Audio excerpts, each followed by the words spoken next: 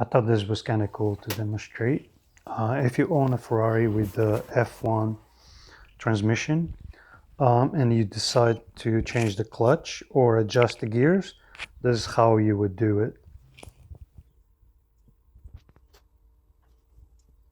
You would choose the relearn option. And what the program is going to do is cycle through all the gears and save the optimal settings into the computer.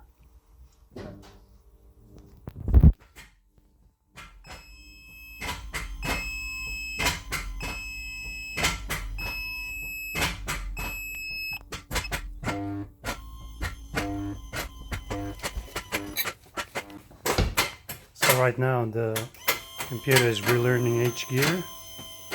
So that's what you hear, the noise is the gears changing through the whole process.